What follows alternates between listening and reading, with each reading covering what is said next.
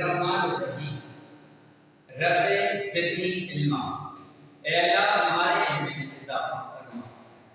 السلام علیکم بچوں، امید ہے آپ سب ٹھیک ہوں گے۔ آپ کا معلم نوید الدین نقشبندی ایک نئی ویڈیو کے ساتھ حاضر ہے۔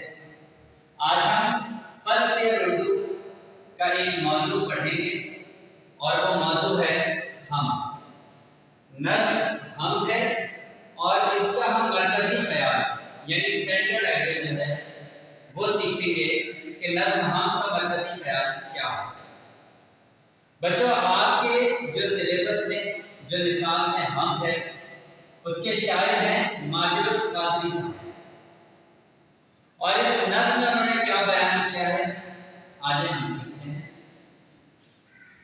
نظم حمد میں شاعر ماہر القادری اللہ پاک کی شان و عظمت بیان کرتے ہوئے فرماتے ہیں کہ اللہ پاک کی ساری کائنات اور مخلوقات، کائنات یونیورس کو کہتے ہیں، اور مخلوقات کریچرز کو یا اس کی بنائی ہوئی تمام چیزوں کو، مخلوقات کا خالق یعنی کریٹر اور مالک ہے۔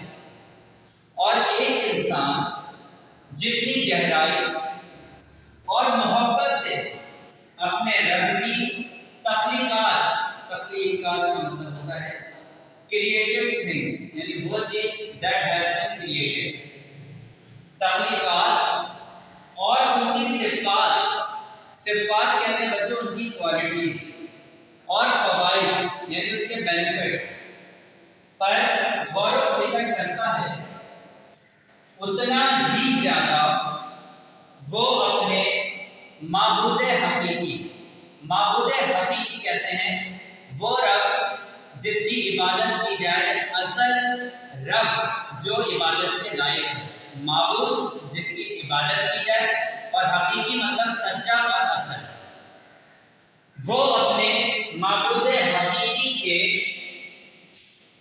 قریب ہوتا چلا جاتا ہے اور اپنے خالق کی وحدانیت کہتے ہیں بچوں ونس، اور اختیارات اتھارٹی پر اس کا ایمان مضبوط ہو جاتا ہے۔ تو یہ ہے بچوں ہمارے عنوان حمد کا مرکزی خیال۔ امید ہے آپ لوگوں کو سمجھ آیا ہوگا۔ اپنی رائے سے ضرور آگاہ کریے گا، اپنا خیال رکھیے گا۔ السلام علیکم ورحمۃ اللہ وبرکاتہ۔